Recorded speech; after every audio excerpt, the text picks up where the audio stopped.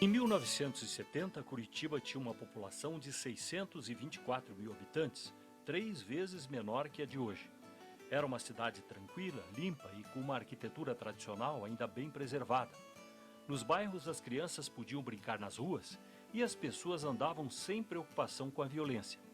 A Rua 15 de Novembro, a principal da cidade, concentrava os grandes cinemas, o comércio, linhas de ônibus e um grande movimento de carros.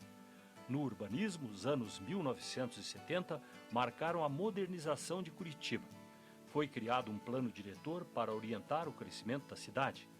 A criação da cidade industrial de Curitiba em uma nova área atraiu empresas, gerando muitos empregos.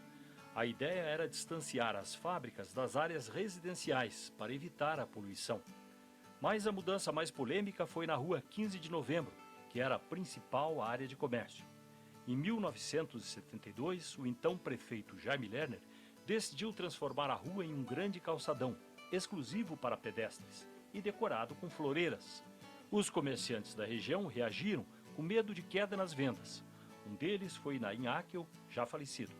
Foi uma destruição total. Primeiro ano já notaram que foi ao contrário, que aumentou muito o movimento de pedestre. Para fazer compras aumentou muito mais do que quando tinha para encostar carro. Em uma antiga entrevista, o criador da tradicional confraria da Boca Maldita, Anfrísio Siqueira, disse que na época foi favorável ao calçadão da Rua 15. E eu, que muito trabalhei para aquilo, eu e o Maza. O Maza, inclusive, comigo foi ajudar os pedreiros a colocarem os bancos em forma de triângulo, assim, de 3 bancos, um em frente do outro no lado. Foi o Maza que escolheu os locais, fizemos todinho lá. Com o tempo, o calçadão foi ampliado e outros trechos centrais também ganharam calçadões. A pequena feira de artesanato da Praça Zacarias foi transferida para o centro histórico e cresceu rapidamente. Outra grande mudança dos anos 1970 foi a criação de canaletas exclusivas para ônibus.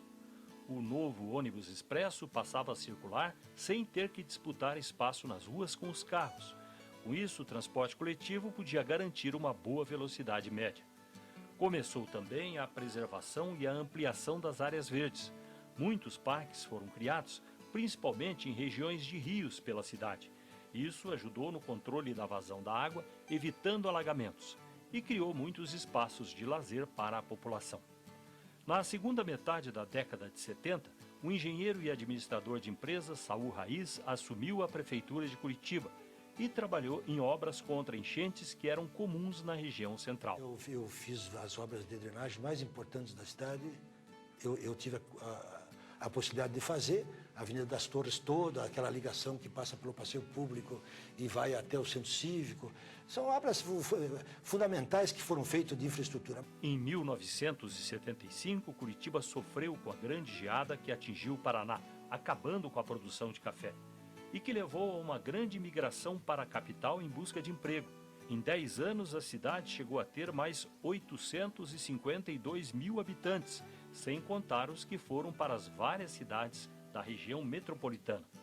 No fim dos anos 1970, só o município de Curitiba chegou a ter 1.052.000 habitantes. Isso significava um crescimento populacional 1,5 vezes maior no prazo de 10 anos. E esse fato trouxe muitas consequências negativas na área social.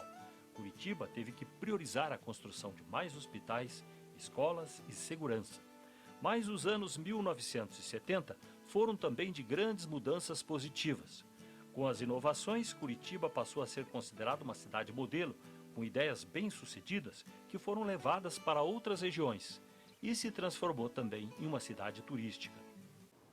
A década de 70 é fundamental para entender a Curitiba de hoje. Coisas interessantes e também coisas negativas. O importante foi a modernização da cidade, como a cidade se transformou numa cidade mais atualizada, mais interessante, de atração de empresas, mas teve o lado negativo que foi, primeiro, a geada, que trouxe muita gente, mais do que Curitiba podia receber naquela época.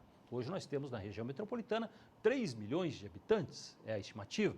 E depois a praga política, porque políticos que queriam chegar ao governo do estado, estavam na prefeitura, estavam na Assembleia, faziam propaganda na televisão e propaganda paga com verba pública, dizendo que Curitiba era um paraíso. A pessoa a 700 quilômetros via um comercial e ali apareciam crianças felizes, escolas, entrega de moradia popular, acreditavam que aquilo era verdade e vinham para cá nessa expectativa, só que a cidade não tinha como atender, mas resolvia o problema do político. E o político, para resolver o problema dele, criava problemas para a cidade. Então, o que nós temos hoje é o preço daquilo que foi feito no passado.